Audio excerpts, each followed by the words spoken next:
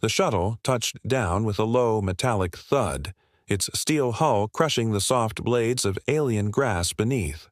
Hydraulic ramps hissed open, and the first of 2,000 Granty warriors marched into the light, towering ape-like beings with 4 powerful arms and thick, armored legs. Each one was clad in traditional plated armor that gleamed beneath the alien sun, their movements synchronized with the precision of a war machine. They formed into perfect ranks before their 14 officers. This was ritual, not chaos. Another rite of submission, another conquest in the name of the Great Compact. Humanity was the newest face among the stars, but the Compact's great civilization saw them as nothing more than primitive barbarians. Too divided, too violent, too reckless. And so, as tradition demanded, the empires invoked the rite of submission, a ritualized war of honor between two forces, no more than 10,000 soldiers per side, a single battlefield, a single victor. The rules were simple. The winner claimed the system. The loser abandoned it forever. Refusal to comply meant extermination by the combined might of the Compact. It was cleaner than genocide, efficient, almost merciful. And for the sake of fairness, the defending species always fought on their own soil. The Granty considered this battle already won. Their landing site, a humid archipelago on the human world Tarth I-6, was a tangle of jungles, volcanoes, and mists, an environment perfectly suited to their kind. Their plasma pistols and laser cannons would make short work of the humans' crude projectile rifles. As the last transport sealed shut, the Granty troops stood ready, scanning the tree line through their helmets' sensor feeds. A flare burst high above, crimson against the clouds, the signal to begin. The general stepped forward to deliver his speech, chest puffed with pride. But halfway through his first sentence he froze. A faint sound, a soft crack, echoed through the air. Then the general collapsed, a neat hole smoking in the back of his skull. Green blood pooled beneath him. One soldier broke ranks, rushing to his side, but another sound, wet, sharp, and his captain's head burst apart beside him. Panic rippled through the formation. The Granty scrambled for cover, firing wildly into the trees, but there were no targets, no movement, nothing but the echo of their own plasma fire. Then silence. A single officer dared to peek above his barricade. A shot cracked. He fell instantly, a bullet through the eye. 6 more followed, each one struck with impossible precision. Their helmets, designed to withstand most small arms fire, were punctured clean through. The Granty returned fire again, their energy bolts scorching bark and stone, but still the jungle remained deathly still. At last, the officers rallied what courage they could and ordered an advance into the tree line. Nothing. No footprints, no shell casings, no enemy, only the wind through the leaves and the eerie stillness of a jungle holding its breath. Behind them, 200 soldiers guarded 50 hovering transports.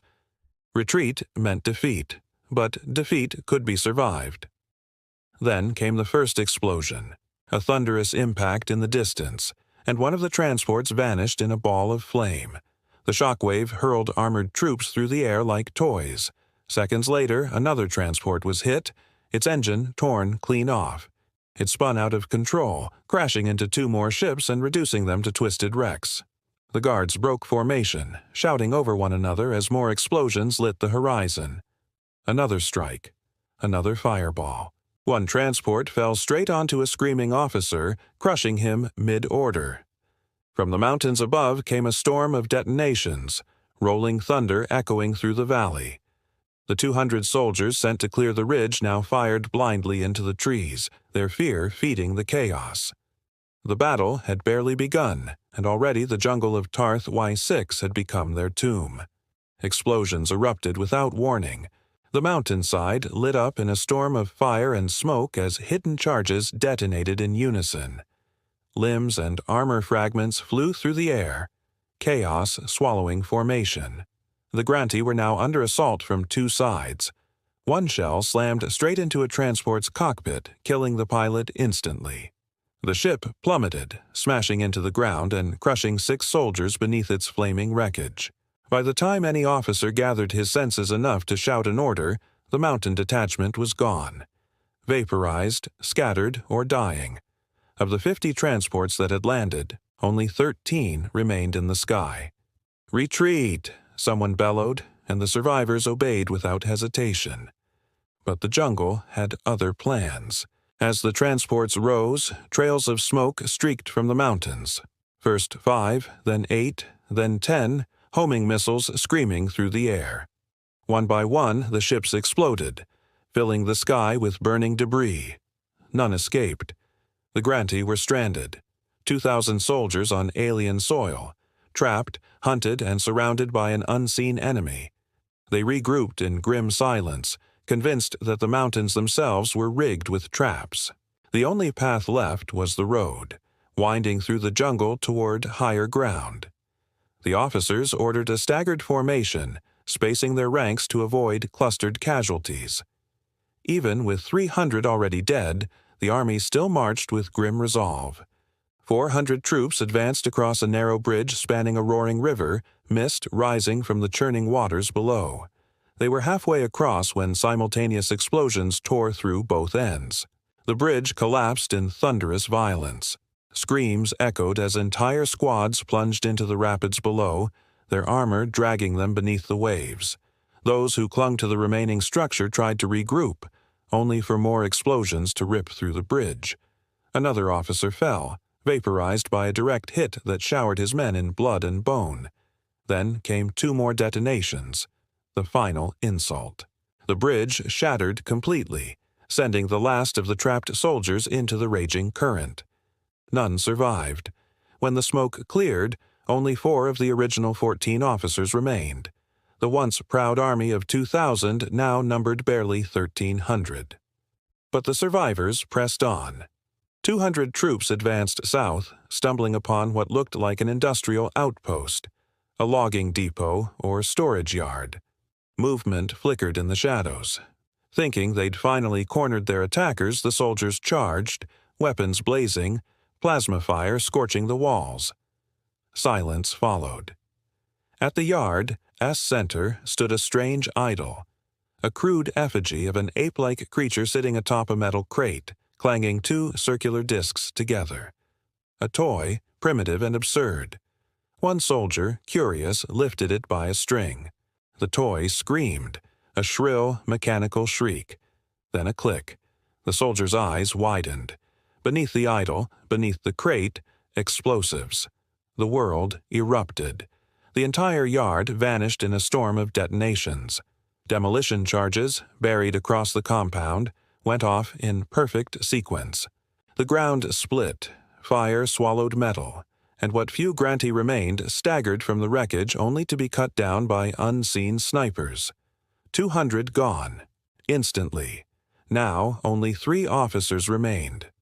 Farther north, another group of 400 trudged along a long, straight road leading to what reconnaissance had marked as an enemy outpost. Overhead, drones were silent. No signals, no readings, nothing but static. Every few pace panic metastasized into blind, mechanical firing. Explosions erupted from above with no aircraft in sight, concussion and shrapnel tumbling through the ranks. The Granti line kept shrinking until only one man stood amid a sea of ruin. A single, shaking figure surrounded by the dead. Then a human stepped from the green. He moved like a shadow. Armor of woven fabric, plates over the chest, a battered helmet. He carried an automatic rifle. The Granti, frantic and spent from wasting their plasma charges, fumbled for targets and found their magazines empty. The human closed the distance, emptied a clip into the last warrior at point-blank range, and simply, with a small, cruel smile, slipped back into the trees. To the west, 300 Granti met a different horror, a human vehicle. It was ugly and boxy, crude on primitive tracks, but the turret's gun was a nightmare. 8 barrels spinning like a thunderhead. It charged through the field, then began to chew men apart. Thousands of rounds set the formation screaming. Plasma bolts and laser fire glanced helplessly off mirrored, polished plating. The gun danced, flanked, and slaughtered. In less than 2 minutes, the column was reduced to ash and silence. Those who reached the bridge later found a smoldering graveyard. Cylindrical devices at their feet coughed smoke and vomited terror. Flamethrowers. The sight of flame brought ancient myths to the Grantee, gods of fury and vengeance from their long-remembered histories, and with that myth came carnage. Men burned alive in their armor. Others were cut down by bullets that seemed to come from nowhere. The open ground had become a crucible. The survivors learned to hug the jungle and avoid roads. Still, hidden traps and sniper rounds thinned them. 100 here, 100 there. Pits that impaled, wires that triggered avalanches of shrapnel, tree-mounted contraptions that spat death in a flash. An officer caught in a pit became a grotesque pincushion. His men fled, splintered, and vanished. When the dust settled, 10 soldiers remained. 10 out of 2,000. They huddled in a hollow, hungry and delirious, blades their only weapons. One, drunk on terror, taunted the unseen enemy, demanding a fight like warriors of legend. Blood still wet on his face, he dared the jungle to answer. It did. A single spray of bullets turned 9 to corpses. The last Grantee lurched, wiping his comrade's blood from his cheek. Then the brush rustled and 24 humans walked out of the foliage, faces smeared with paint, cloaked in plants, each bearing a high-caliber rifle. A shot took a kneecap clean off. A human approached with a heavy pistol and ended it. The last warrior crumpled, the campaign's final scream swallowed by the green. Above them, the Grantee Armada reacted in horror as their comms lit with a single open broadcast. A cold, triumphant message for the galaxy. While the fleet maneuvered, magnetically attracted limpets, each a kiloton-class warhead, latched to hulls with surgical precision.